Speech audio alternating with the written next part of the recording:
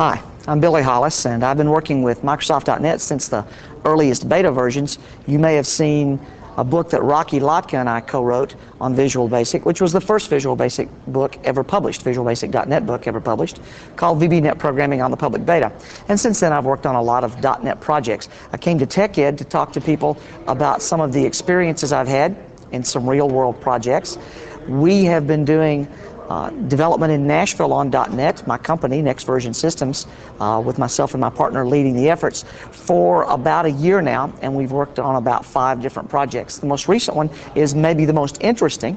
It includes a very large smart client development for about 2,000 operators, about 500 data forms, a very complex project that's going to be distributed because the people, the call center operators that will be using the software are going to be all over the country. And they chose .NET because they really felt that it would provide the platform for them to create this application and use it for a long period of time. It's interesting to look at why people choose .NET, because when we talk about it versus Java in particular, I see references to people talking about .NET being faster, and I think it is faster, and there are some other advantages. But the thing that really stands out for me is that you are able to do work in a lot less code. Less code means less development time, less maintenance, more features, more functionality. It means a lot of different things. In the pet store, pet shop comparison of .NET versus Java, for example, the Java version of a particular set of functionality was about 14,000 lines of code, and it turned out that the .NET version was about 2,000 lines of code. So I think that's pretty powerful. We tried to take that concept in our project and continue it. It was almost a how low can you go? How little code can you get away with doing very advanced, sophisticated functionality? And so what I did at TechEd was to bring in some of the results of that, some components that allow us to write data file maintenance forms with a very small fraction of the code that would normally take. We think we saved probably 200,000 lines or so with these components. And my client was gracious enough to allow me to bring some of the generic aspects of the components and share them with some TechEd attendees. To illustrate, I'll do a little example of one of the demonstrations I did in one of my sessions.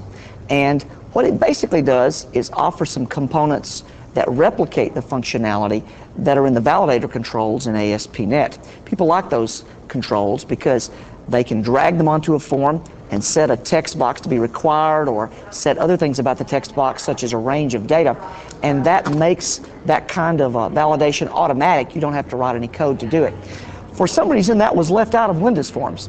So using the advanced object capabilities of .NET, I was able to create a version for Windows Forms that accomplishes the same purposes and has some enhancements that I think carry the concept even further. So I'd like to show that to you now.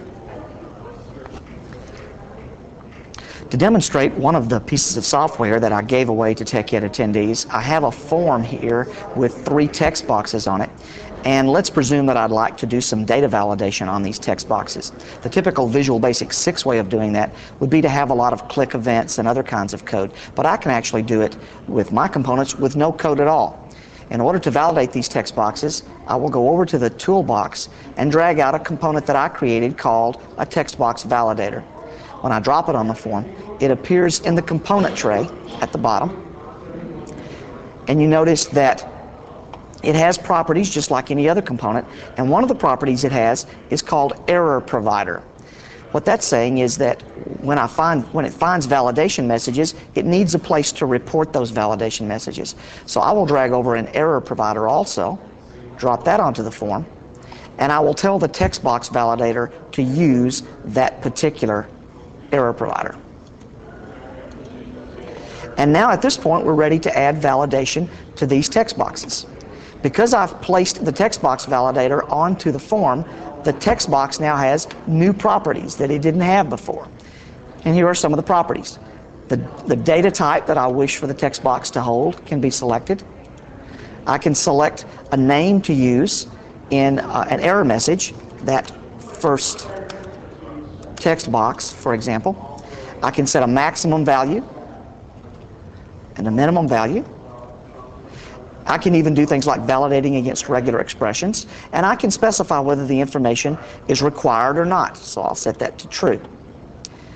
In the second text box, I'll set it to be a date type to show you some of the different things you can do. And then the third one, I'll just let it be a string, but I will set it to be required. Now, I haven't written any code at all at this point, but when I run this application, those text boxes now have forms of validation against them, so that if I leave a text box that's required without putting anything in it, I see that a little blinking icon comes up, and if we hover over the icon, I get a message which reads, that first text box is required, meaning that there is information that's not specified there. So I go back to it and begin to put information in it. I can't put alphanumeric characters, or I should say letters, alphabetic characters, because the validation prohibits that. This is a number, but I can put in numbers like that. Now the validation message changes and says, entry in the text box is too low, because my range was between 100 and 1,000. If I put one more number, the range is satisfied, so the icon goes away. If I put another one, it comes back, because now I'm too high. So we see that we get that kind of validation without writing any code at all. If I go to the second text box, I have to enter a date. And when I enter a date and leave, I find that I'm okay. If I go back and do something like try to put too big a month of 21, then the validator detects that that's not a valid date, so it refuses to accept it. And then finally, on the last one, it'll take anything as long as I put in information, because it is required. The very first character I put in causes the validation information to go away. Now, if I want to find out what kinds of validation problems I have in my form, I can do that with a simple one-line change. I can bring over a button and let it tell me what the errors are. I need one line of code behind that button. I need to tell my text box validator to give me its validation summary. And I will put that in a message box to make it easy to display. So I have put one line of code into my form, and now I'm able to get a summary of all the error messages. So now when I start the application and it comes up, if I ask for the errors, I find out that text box 3 is required, and that first text box is required also. And if I put in an invalid date, then the error list will also include the fact that that text box can't be converted to the correct type. And I have various means to change what those messages look like and so forth. All of the code to accomplish that component is written in VisualBasic.net, so that the typical application developer is able to add new forms of validation if they want to. And in fact, we've arranged for some special hooks for them to do that. We think that this kind of component could save a typical form, or perhaps 100 to 200 lines of code. And that means that if you were writing several hundred forms, you would be able to save the equivalent of a year's worth of work by one developer just by adding that component to your project. As I mentioned earlier, I'll be giving that component to TechEd attendees, and you can take advantage of it as well.